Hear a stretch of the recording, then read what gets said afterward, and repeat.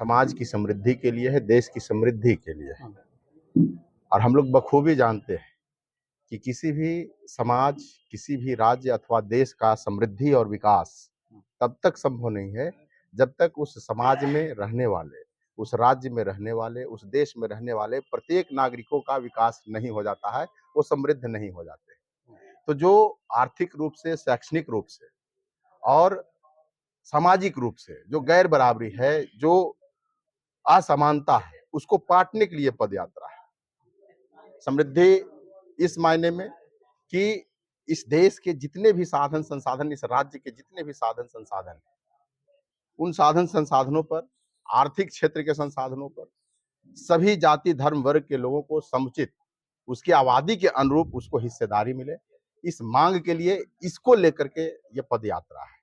अभी कुछ दिन पूर्व बिहार सरकार, महागठबंधन की सरकार, 17 महीने की सरकार, जिसमें हमारे तत्कालीन उप मुख्यमंत्री श्री तेजस्वी प्रसाद यादव जी के प्रयासों से सभी जाति वर्ग धर्म के लोगों को जातीय सर्वेक्षण के आधार पर आबादी के अनुरूप आरक्षण का प्रावधान किया गया। लेकिन दोहरी मानसिकता रखने वाले, दोहरा मापदंड रखने वाले भारतीय जनता पार्टी के नेता और उनके सरकार ने, केंद्र की सरकार ने साजिशन जो है अदालत का सहारा लेकर के इसको वापस कर दिया है। तो आज का जो पद यात्रा है, जो कल से चल रहा है गया से, 2 दिवसीय पद यात्रा, ये उस 65% आरक्षण को फिर से लागू करने की मांग को लेकर के, पुनः बहाल करने का, इसको 9वीं अनुसूची में शामिल करने को लेकर के। 9वीं अनुसूची में शामिल हो जाने से कोई कानूनी पचड़ा नहीं, इस पर कोई भी न्यायपालिका जो है हस्तक्षेप नहीं कर सकती है। तो 9वीं अनुसूची में इसको शामिल करने की मांग को लेकर के, और साथ ही साथ राज्य अथवा देश की कुल नौकरियों में 80% जो भागीदारी है वो निजी क्षेत्र की नौकरियों की है। तो निजी क्षेत्र में ये आरक्षण अभी तक लागू नहीं है। तो इस आरक्षण को निजी क्षेत्र की नौकरियों में भी लागू किया जाए, इस मांग को लेकर के हमारा पदयात्रा जो है ये चल रहा है। क्योंकि ये देश गांधी का देश है, हम लोग गांधीवादी विचारधारा के लोग हैं। तो सत्याग्रह के माध्यम, पद यात्रा गांधी जी का अनुसरण अनुकरण करते हुए सत्याग्रह, हम लोग संविधान के दायरे में रह करके और समाज को, देश की शासन व्यवस्था को एक संदेश देना चाहते हैं कि अगर देश और समाज का विकास करना है तो इस देश में निवास करने वाले जितने भी जाति धर्म वर्ग के लोग हैं, उस सब का सर्वांगीण विकास किया जाना चाहिए। और उसी को लेकर के हमारी ये पद यात्रा है, जो कुर्था तक आज जाकर के समाप्त होगी। कुर्था अमर शहीद जगदेव प्रसाद जी के शहादत स्थल पर उनको माल्यार्पण करके हम लोग संकल्प लेंगे, क्योंकि मजबूत समाज निर्माण करने के उद्देश्य से ही उनका जो आंदोलन था, वो उनके लिए सर्वस्व उन्होंने न्यौछावर किया।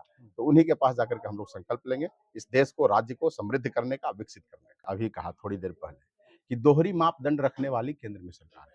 अभी ईडब्ल्यूएस का भी आरक्षण दिया गया था 10% पिछली सरकार में। ईडब्ल्यूएस के आरक्षण को न सिर्फ सरकारी क्षेत्र में बल्कि निजी क्षेत्र में भी, वहां से जो विधेयक लाया गया संसद में, वहीं से वो पारित करके भेजा गया कि 10% ईडब्ल्यूएस का आरक्षण जो है वो निजी क्षेत्र में भी लागू होगा। बेशक लागू होना चाहिए, हम उसके समर्थन में, लेकिन जब आरक्षण सभी वर्गों के लिए है तो उसको भी साथ साथ जो है सभी, चाहे वो सरकारी क्षेत्र हो या निजी क्षेत्र हो, वहां लागू होना चाहिए। यहाँ पर नीतीश जी पर प्रभाव भारतीय जनता पार्टी का है, लंबे समय से भारतीय जनता पार्टी के साथ सानिध्य में रहे हैं।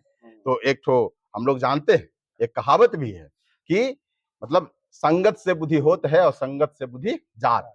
तो संगत का असर है।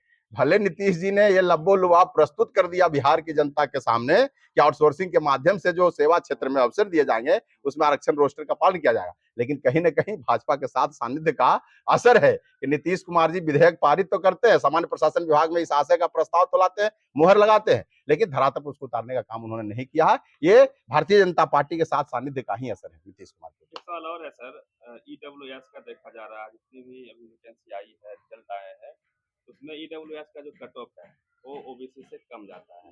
इसको लेके कोई आवाज नहीं, आवाज कट ऑफ की बात है। कट ऑफ का मतलब कि जो बच्चे पढ़ने में तेज हैं, जो बच्चे पढ़ने में कुशाग्र हैं, कुशाग्र बुद्धि के बच्चे हैं, तो ओबीसी से प्रमाणित होता है, कट ऑफ जा सकता है, ये प्रमाणित करता है। कम आ रहे हैं ओबीसी, हाँ, कम आ रहे हैं, क्योंकि वो कैटेगरी, ईडब्ल्यूएस का कैटेगरी अलग है, ठीक है, ओबीसी का कैटेगरी अलग है। ओबीसी के बच्चे जो हैं वो कुशाग्र बुद्धि के हैं, ये प्रमाणित करता है। बहुत लोग आरोप लगाते हैं कि ओबीसी में भाई ये उनके पास जो है क्षमता नहीं है, योग्यता नहीं है, लेकिन ऐसी बात नहीं है। कट ऑफ देखने से ही पता चल जाता है कि बुद्धिमत्ता के मामले में भी ओबीसी या जितने भी जो लोग हैं, तो वो दूसरा विषय है। ओबीसी का कट ऑफ जो है ये प्रमाणित करता है कि ओबीसी में भी कुशाग्र बुद्धि के बच्चे हैं। लगातार चलते रहे, पैदल चलने के बाद यहाँ टिकारी में हम लोग का विश्राम हुआ। अब पुनः आज टिकारी से लेकर ये मेन मार्केट को गुटखा के लिए हम लोग निकलेंगे और गुटखा जगदेव बाबू के माला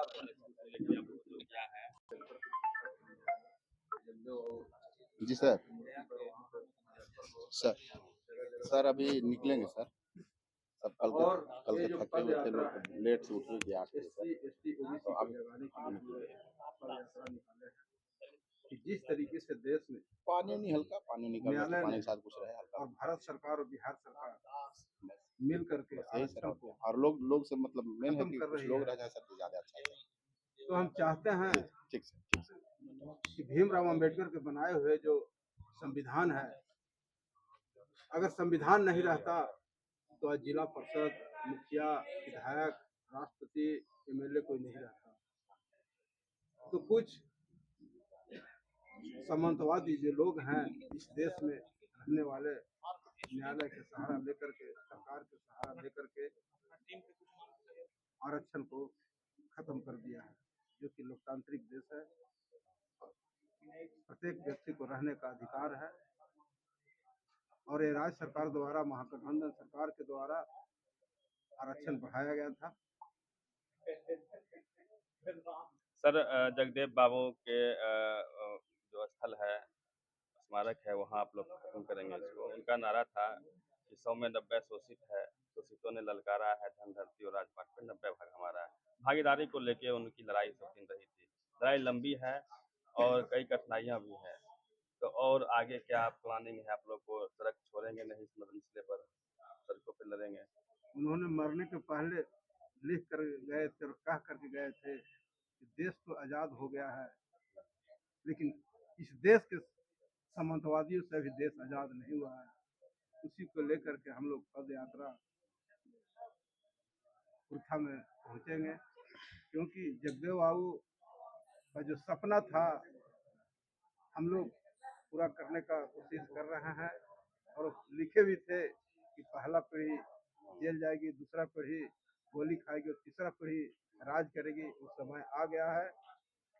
तो हम लोग राष्ट्रीय जनता दल के लोग, महागठबंधन के लोग इस बार जन आंदोलन कर करके जगाने का काम करने के लिए हम लोग यात्रा को निकाले हैं। Thank you. कुमार यादव, गया महानगर अध्यक्ष राष्ट्रीय जनता दल। पद यात्रा में आप शामिल हैं। कल से आज तक यात्रा का शुरुआत जो है से किनके द्वारा किया गया और कैसे हुआ, कहाँ तक जाना है, इसके बारे में। हम लोग का पद यात्रा कल 23/7/2024 को यह कलेक्ट्रेट के पास जो बाबा साहेब भीमराव अम्बेडकर जी की प्रतिमा है, उस प्रतिमा पर माल्यार्पण करते हुए हम लोग कल शुरुआत किए थे। और पहला दिन था कि टिकारी में रात्रि विश्राम होगा, दूसरा दिन यहाँ से पद यात्रा शुरू होगा और शहीद अमर जगदेव जी की प्रतिमा पर जाकर के ये जो पद यात्रा है वो समाप्त होगा।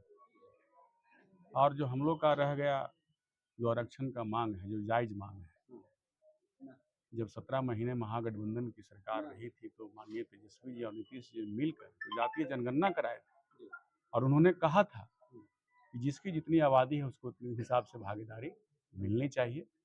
और ये बिल्कुल सही बात है कि जिसका जो आबादी है उस हिसाब से भागीदारी मिलनी चाहिए, तभी समाज में समानता और एकता आएगा। तो नीतीश बाबू जातीय जनगणना कराकर सरकार में आरक्षण को लागू भी कर दिए, लेकिन भाजपा सरकार जो मोदी सरकार है, जिसका एजेंडा है कि दलित अति पिछड़ा और पिछड़े लोग को दबा करके रखना है, क्रश करना है, सिर्फ बोलते हैं कि सबका विकास सबका साथ, साथ तो सबका ले लेते हैं लेकिन विकास सबका नहीं करते। वहाँ पे भेदभाव करने का काम करते हैं और किसी न किसी कानूनी पचड़ा में बुझा करके जो हक और अधिकार है अति पिछड़ा और दलित का, उस अधिकार से वंचित करने का इन्होंने काम किया। आज़ादी से आज तक इन लोग का साजिश है। जो मनुवाद का लोग हैं, जो सामंती सोच वाले लोग हैं कि दलित पिछड़ा का बेटा साथ बगल में नहीं बैठे, ऊंची ओहदा पर नहीं जाए, ये साजिश है। तो हम लोग दलित पिछड़ा के लोग से हम लोग जगाना चाहते हैं कि भ्रम में मत रहिए, सोइए नहीं, वोट ले लेंगे, सत्ता में भागीदारी बन जाएंगे, सत्ता पर राज करेंगे, लेकिन आपको कभी हिस्सेदारी नहीं देंगे। जब भी देगा तो जो दलित पिछड़ा का जब बेटा कुर्सी पर जब बैठेगा तभी देखेगा। आज देख रहे हैं कि राष्ट्रपति महोदया जो आदिवासी समाज से है, आप देख रहे हैं कि देश का जो सर्वोच्च पद है राष्ट्रपति, आप देखते हैं कहीं न्यूज में कि राष्ट्रपति महोदया प्रधानमंत्री के सामने सर नवाती है, नतमस्तक होती है। ये देश का दुर्भाग्य है, समझ गए। तो इस तरह का बहुत सी विसंगतियां हैं। तो हम लोग सरकार से कुछ नहीं, सरकार सुनने वाली नहीं है, लेकिन हम लोग चाहते हैं कि जो गांव का आबादी है, जो भोले भाले लोग हैं, उन लोग के झांसे में आ जाते हैं। तो हम लोग पद यात्रा के माध्यम से गांव गांव जगा करके जो अपना अधिकार है उसको हासिल करने का हम लोग सोच रहे कि अपना लड़ करके अधिकार लीजिए। जब तक लड़िएगा नहीं, आप लोग का अधिकार मिलने वाला नहीं है। तो इसी मिशन के लेकर के हम लोग ये छोटा सा शुरुआत किए हैं। और अगर दलित अति पिछड़ा का लोग जाग गया और निश्चित रूप से जब आने वाला दिन आएगा, रोड पर लोग उतरना शुरू होगा, तो निश्चित रूप से सरकार बाध्य होकर के जो आरक्षण हम लोग का है, जन्म सिद्ध अधिकार, वो देने का काम करेंगे। गैर बराबरी समाप्त होगा तभी। कहाँ का ये कानून है कि अगर आप 4 रोटी खाने वाले लोग हैं और 2 रोटी खाने वाले लोग हैं, जो 4 रोटी खाएगा वो तंदुरुस्त होगा कि 2 रोटी खाएगा वो तंदुरुस्त होगा। तो इस बराबरी के लिए आरक्षण जरूरी है। जिस दिन बराबरी होगा आरक्षण समाप्त कर दिया, कोई दिक्कत नहीं है। लेकिन बराबरी में लाने के लिए अगर बात करते हैं ईमानदारी से, तो ये काम को करना पड़ेगा। और हम लोग सरकार से नहीं, आवाम से और सरकार को आगाह करते हैं कि जिस दिन अब आप जाग गया उस दिन आपको आरक्षण लागू करना पड़ेगा।